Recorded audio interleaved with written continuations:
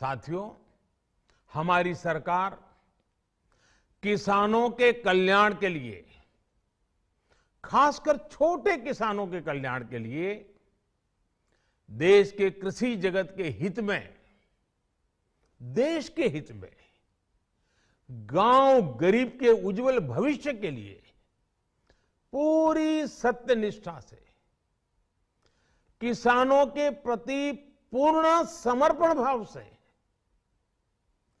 नेक नियत से ये कानून लेकर आई थी। लेकिन इतनी पवित्र बात, पूर्ण रूप से शुद्ध किसानों के हित की बात, हम अपने प्रयासों के बावजूद कुछ किसानों को समझा नहीं पाए। भले ही किसानों का एक वर्ग ही विरोध कर रहा था, लेकिन फिर भी ये हमारे लिए महत्वपूर्ण था। कृषि अर्थशास्त्रियों ने, वैज्ञानिकों ने, प्रगतिशील किसानों ने भी उन्हें कृषि कानूनों के महत्व को समझाने का भरपूर प्रयास भी किया। हम पूरी विनम्रता से, खुले मन से उन्हें समझाते रहे। अनेक माध्यमों से व्यक्तिगत और सामूहिक बातचीत भी लगातार होती रही।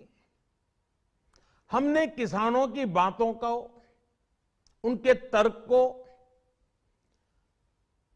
समझने में भी कोई कोर कसर बाकी नहीं छोड़ी।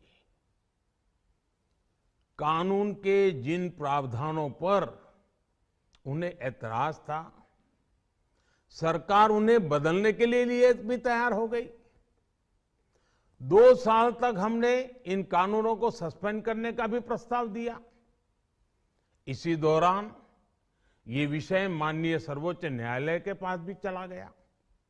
ये सारी बातें देश के सामने है, इसलिए मैं इनके अधिक विस्तार में नहीं जाऊंगा। साथियों, मैं आज देशवासियों से क्षमा मांगते हुए सच्चे मन से और पवित्र हृदय से कहना चाहता हूं कि शायद हमारी तपस्या में ही कोई कमी रही होगी, जिसके कारण दिए के प्रकाश जैसा सत्य कुछ किसान भाइयों को हम समझा नहीं पाए। आज गुरु नानक देव जी का पवित्र प्रकाश पर्व है। ये समय किसी को भी दोष देने का नहीं है।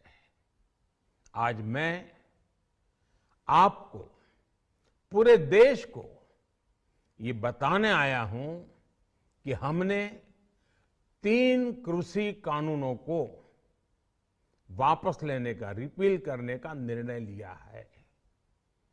इस महीने के अंत में शुरू होने जा रहे संसद सत्र में, इसी महीने में, हम 3 कृषि कानूनों को रिपील करने की संवैधानिक प्रक्रिया को पूरा कर देंगे। साथियों, मैं आज अपने सभी आंदोलनरत किसान साथियों से आग्रह कर रहा हूं, आज गुरु पर्व का पवित्र दिन है। अब आप अपने अपने घर लौटे, अपने खेत में लौटे, अपने परिवार के बीच लौटे। आइए एक नई शुरुआत करते हैं, नए सिरे से आगे बढ़ते हैं।